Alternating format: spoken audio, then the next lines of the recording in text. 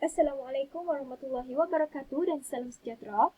Yang dihormati Dr. Asmahani binti Husin dan Encik Oi Hok Tiam selaku pensyarah bagi subjek HSE 353 History of Modern Europe.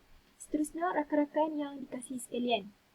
Pada hari ini, kami akan membentangkan tajuk tutorial yang pertama, iaitu revolusi merupakan satu tindakan politik, tetapi sebab-sebab sebenarnya ialah ketidakpuasan terhadap sosioekonomi.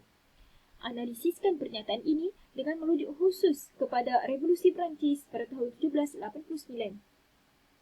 Baiklah, sebelum kami meneruskan pembentangan ini, bolehlah kiranya saya memperkenalkan dulu ahli kumpulan saya, iaitu yang pertama, Saudari Agnes anak Johnny. Seterusnya saya sendiri, Nur Hidayah binti Zayadi, dan Saudari Sarah Sumayah binti Muhammad Ishaq. Bagi pengenalan dan juga faktor yang pertama, iaitu faktor politik, akan dibentangkan oleh saya, Nur Hidayah binti Zayadi. Jadi di sini saya beringkas biodata saya. Boleh lihat di sini. Okey, baiklah. Kita mulakan dengan pengenalan. Revolusi Perancis telah berlaku pada tahun 1789 sewaktu pemerintahan Raja Louis XVI. Revolusi Perancis telah dianggap sebagai revolusi pertama yang telah menggegarkan dunia Eropah.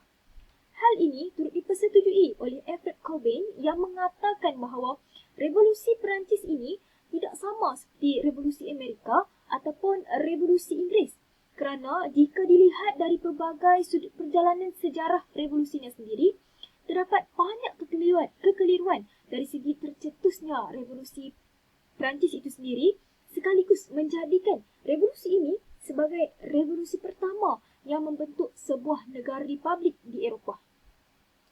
Sekiranya kita telusuri makna revolusi itu sendiri, revolusi bermaksud suatu perubahan sistem politik namun secara cepat dan menyeluruh melalui cara-cara di luar kebiasaan dan pengingkaran terhadap golongan pemerintah. Dalam konteks revolusi Perancis, meskipun revolusi merupakan suatu tindakan politik, namun hal ini telah menjadi cerminan ketidakpuasan hati rakyat terhadap sosioekonomi dan menjadi faktor utama kepada tercetusnya revolusi Perancis pada tahun 1789.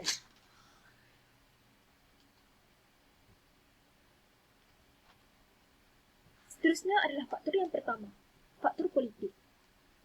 Sejak pemerintahan Raja Louis XIII, Perancis telah menjalankan pemerintahan bercorak monarki absolut yang bermaksud kekuasaan yang tidak dibatasi undang-undang dasar.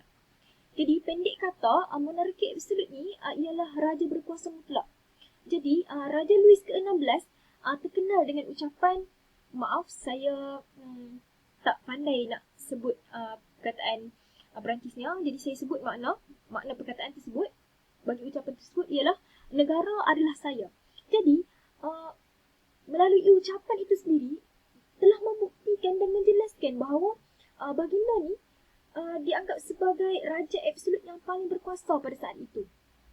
Jadi di sini juga saya paparkan ciri-ciri pemerintahan Raja Louis XVI, iaitu memerintah tanpa dewan undang-undang, memerintah tanpa dewan legislatif, memerintah tanpa kepastian hukum, memerintah tanpa perbelanjaan yang pasti, serta memerintah tanpa dibatasi kekuasaan apapun.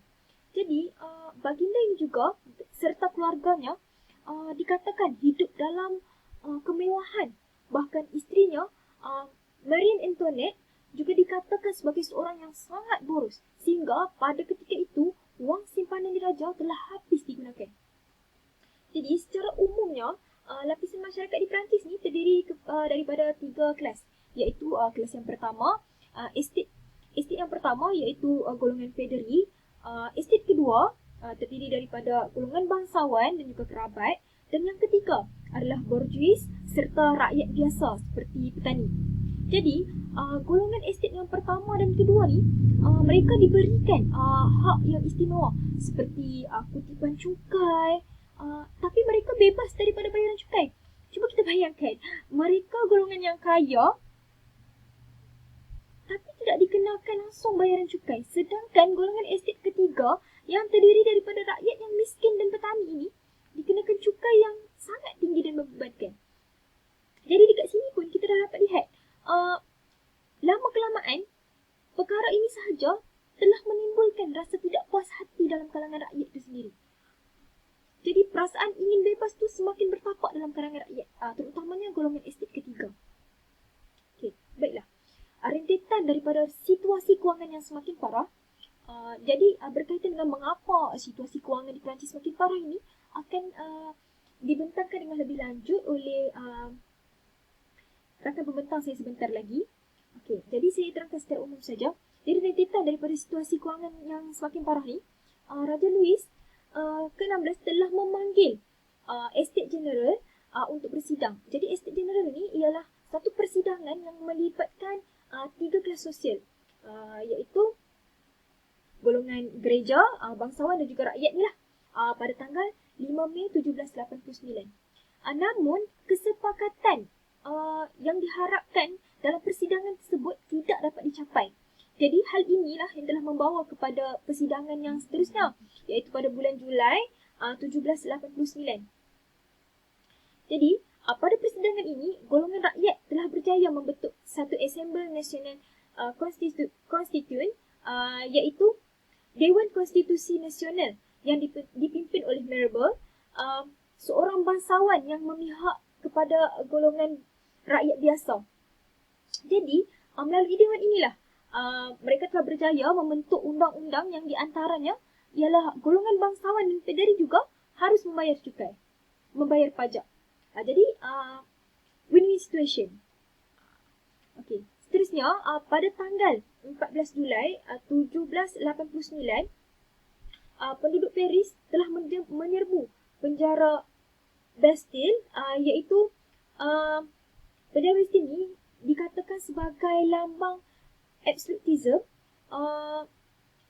yang dibanggakan pada ketika itu. Jadi bila berlakunya penyerbuan ke atas penjara tersebut, telah menggambarkan bahawa rentetan awal kepada revolusi Perancis itu sendiri.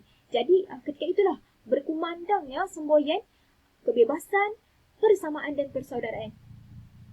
Jadi daripada peristiwa-peristiwa yang berlaku ini, kita dapat lihat bahawa sistem pemerintahan monarki di Perancis dilihat tidak mampu lagi untuk bertahan.